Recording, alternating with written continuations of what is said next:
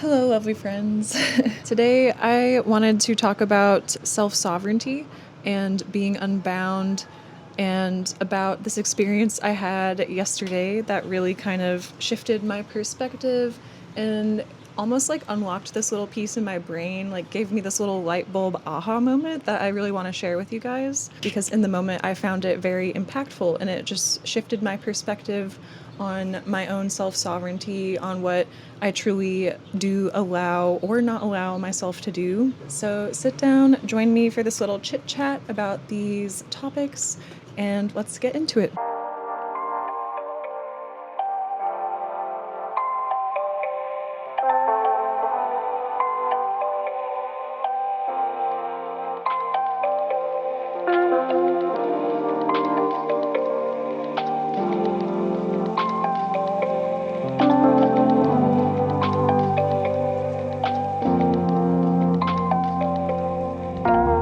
So, a couple days ago, I actually sat down to do a little oracle card reading. It's kind of been my practice lately in the mornings to get out my oracle cards, do a little 4 or 5 card pull, and just see what kind of advice, I guess, comes out of the cards for me that day. I feel like it's been a very centering practice to sort of help kind of bring my brain back to the things that I'm looking to focus on. But anyway, a couple days ago, I sat down to do a little oracle card reading. I pulled like 4 cards and actually got interrupted halfway through my oracle card reading and then didn't ever get a chance to read the meanings of these 2 cards to kind of sit with them and meditate on them. So today, I actually sat down to look at them and read them. And it was very enlightening, like very cool to see what each of these cards represented because it felt very topical given an experience that I had yesterday. So yesterday I went to the gym with my boyfriend and we were sitting in the sauna and there was a guy in there and we kind of just like struck up a conversation. He was actually just such a joy to talk to. Like he was so like open and honest and very like upfront about his life and like he like just moved to Raleigh in the area is like searching for a friend group. He started talking about how he loves music and going to music festivals and he plays instruments and all this stuff about his job and like he hopes to be a musician one day and we just had like this super long conversation and he was just so open and like forthcoming about like what he loves to do and like it was almost like nothing was held back. He even talked about some things that were a little more personal, a death in his family, and not in a weird way or anything, but he was just kind of like, yeah, like this is something that happened in my life and really impacted me and is why I chose to, or why I really got into wanting to play music and like kind of explore that avenue or that talent. After that conversation, I think we chatted maybe for like probably like 20 or 25 minutes. Like it really made our time in the sauna go way faster, which sometimes can be kind of a bit of a uncomfortable experience. But afterwards, it was just so nice. Like it was so refreshing. He was so positive and just like open and honest. It really kind of like made me rethink my own life and like what I choose to allow myself to share with others or to not share with others, how open I allow myself to be in conversation in all areas of my life, like with at work, with my own friends, just with passerby on the street, with random people you meet at the gym. It made me think about how open do I really actually allow myself to be with others. And in our conversation with this guy, we actually talked about like, oh, like, you know, the happenstance of meeting people and you never know who you're going to meet. And, you know, one day, like, you might just like run into some person and strike up a conversation with them.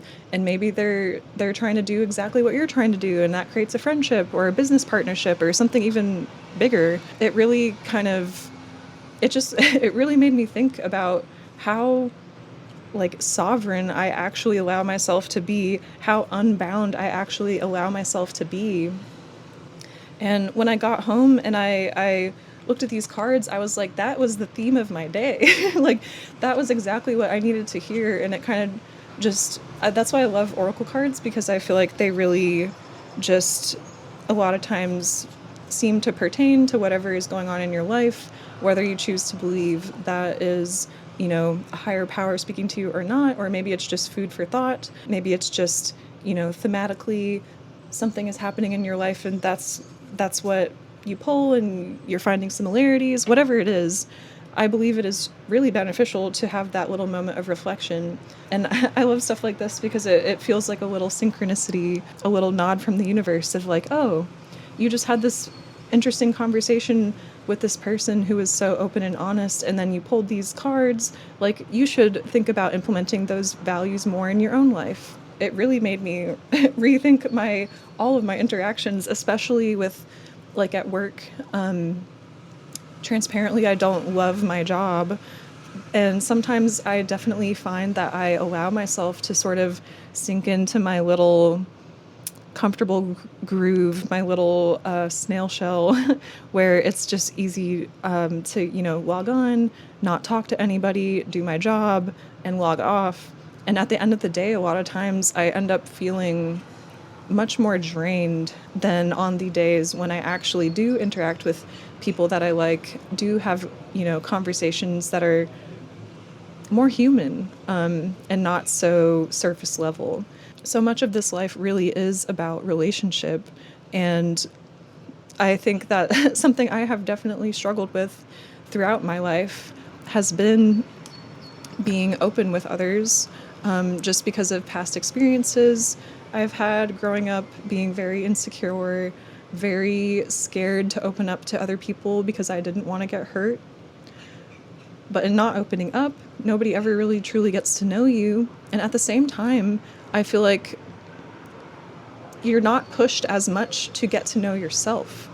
Like, even just being around this one guy, it really reminded me of being in group spaces where people have similar interests to you, where you can tell, like, kind of everybody's on the same vibe and they're like lifting each other up. He was talking about wanting to be a musician and playing his instrument for an hour a day, and he's working a job, but one day he hopes to do it full time. And I was just seeing so many parallels with my own life. I'm not exactly sure what I want to do. I would love to be able to, like, be some sort of artist full time or do something creatively full time. But I think I allow myself very often to sort of go into this space of isolation, of not seeking out so much community and tending to just dwell on the negative circumstances of my life, feeling like I'm crawling, grabbing anything to just pull me out of this deep, dark pit that I feel like I find myself in so often. But a lot of the times, the way we get out of that pit, I feel like, is by surrounding yourself with the people who lift you up. And by choosing not to retreat from your life, like I find myself doing very often, but to actually engage with life. And that's how we feel alive, is by engaging with life. And that's what I feel like. I'm getting teary-eyed just like talking about it. But I feel like that's what that conversation really made me think about, was like, I need to, like, engage with my life and, like, seek out the people. And it doesn't even have to be seeking out people. It's literally just like, everybody has value and an experience that is so different from our own.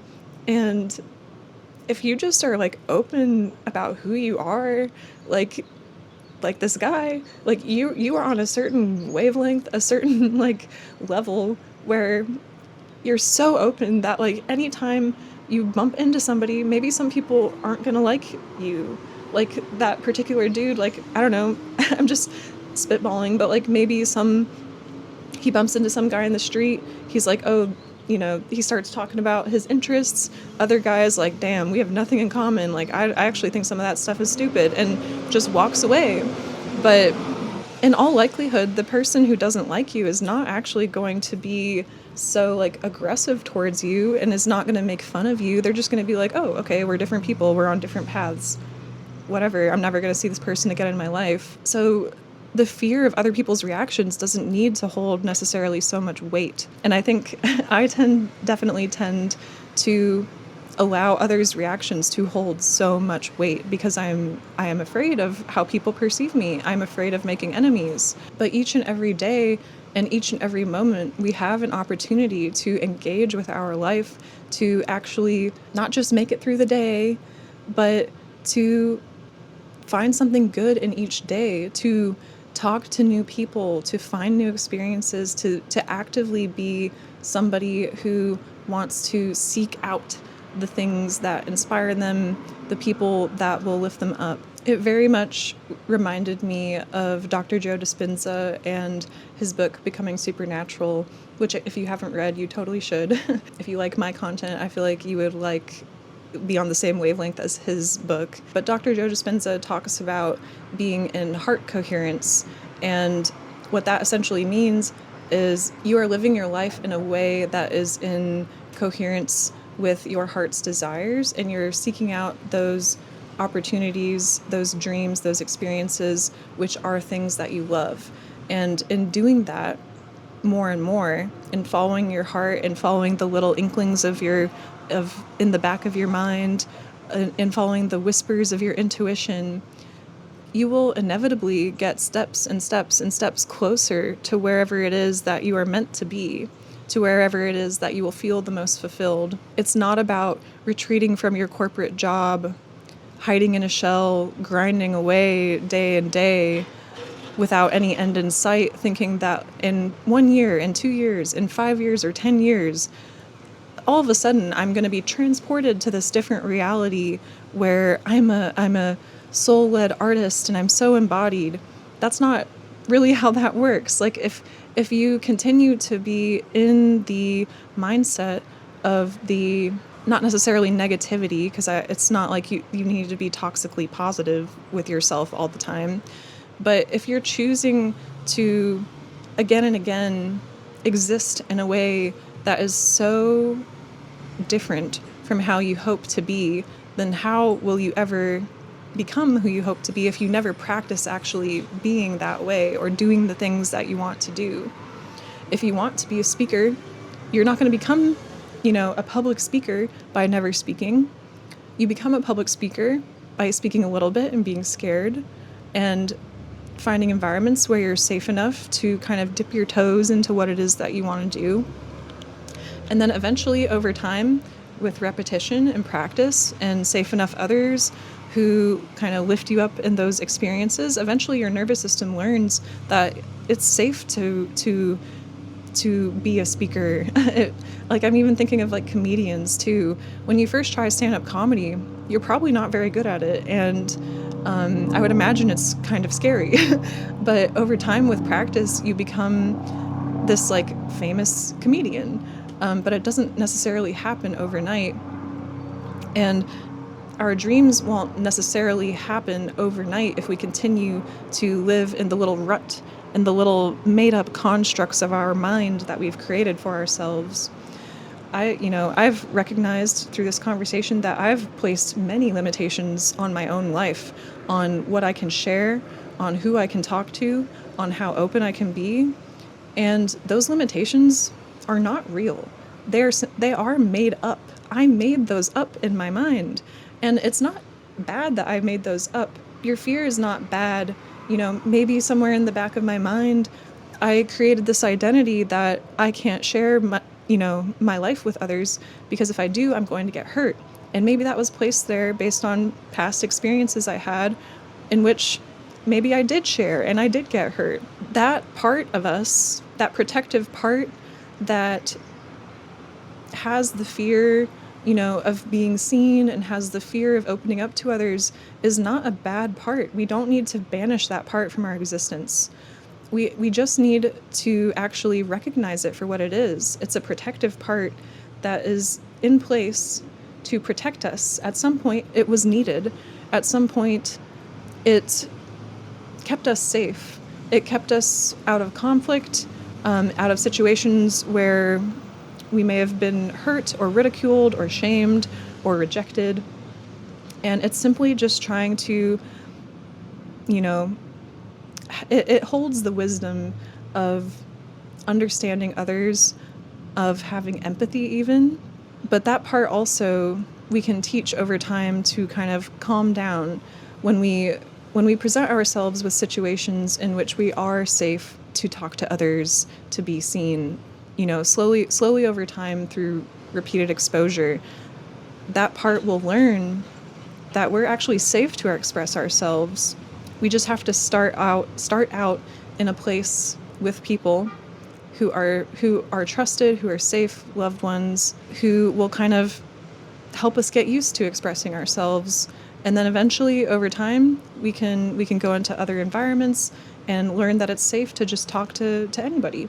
Oh yeah, I was I was talking about Dr. Joe Dispenza and the heart coherence. One story sort of sticks out in my mind from his book, but he talked about his son who didn't really know what he wanted to do with his life, but he knew he loved surfing. And so he decided to just go with that. He moved somewhere, started surfing every day, all day, actively seeking out situations in which he felt connection to the universe and love in his heart, and just made him feel so good. And then eventually he met somebody when he was surfing who offered him a job designing and creating surfboards in this beautiful remote location, and that's was essentially his dream. And so he started doing that and living his dream. Yeah, I think it's just an interesting lesson in you don't end up living your dream by doing things that you hate necessarily. If you know that you're living in a way that is out of alignment with what you hope to do, with what you love, then you just find simple, small ways to bring that alignment into your life. If you really want to feel, do a certain thing, say, for instance, myself, I'll give an example. If I really want to be a dancer one day, then I should tap into the feeling of dancing. How does dancing make me feel? Dancing makes me feel empowered, sensual, confident, sexy, magical. Those are a few of the ways that dancing makes me feel. Okay, that's how dancing makes me feel. That's what I hope to feel one day. Now, how can I feel that, one of those feelings or any of those feelings, how can I feel that now in my current reality when I'm not a dancer, when, I'm just working my normal job? How can I bring feelings of empowerment and confidence into my life right now? I could maybe take more dance classes. I could do more embodied dance with myself in my room. I could find the confidence to do that and post it online. It could be anything like that. Where do you actually feel those feelings, and how can we get you to feel that way now? That is, I think, kind of the secret to this heart coherence to manifestation. It's just figuring out what reality, how do you want to feel, and how can we feel that way now before we necessarily have that reality. Because if you can feel love and connection and self-empowerment now, that kind of is the goal. And who knows where that's going to bring you when you start feeling that way more and more each day. I know I talked a lot about the self-sovereignty piece here. In the same vein, I pulled this Unbound card as well. And yeah, this is really just about learning that many of the limitations we think we have been placed by ourselves to achieve some specific end goal. Like I was saying, your shyness, your insecurities were placed there kind of by your own brain as a protective mechanism. But if we can learn that it's safe to release those, we can become unbound and find even more connection with others and with ourselves. Hopefully anytime you need to hear that you are self-sovereign, you can look at this video if you want and remind yourself that you do have the freedom to express yourself. You do actually have the sovereignty in your life to empower yourself, to remove the limitations that you've placed on yourself, to see them for what they are. They're protective parts that were instilled to keep us safe, but they don't have to be there forever. They're not bad. They actually hold a lot of wisdom that we needed at one time. And now as adults, we get to learn that we are safe enough to express ourselves. We can go wherever we want to go. We can talk literally to anybody you want to talk to. You can be as open as you want, honest, forthcoming with your experiences. And who knows, like, you might meet somebody along the way who is similar to you or who really loves you and wants to help you out. Anyways, I hope you leave this video feeling inspired. I hope you think about something that you can do. Think about a limitation that maybe you've placed on yourself, even if it's in just, the realms of expression. And think about why that's there, maybe. And do you really need that thing? Like, maybe, probably not. The answer is probably not. And you might find much more freedom in your life if you consciously choose and make the effort to connect more with the people around you, to express more. You'll end up doing things you never would have dreamed that you might do. I hope you enjoyed this little talk, this little impromptu video. Yeah. All right, I'll just end it here. I hope you guys have a good rest of your day, and I'll see you in the next video. Bye.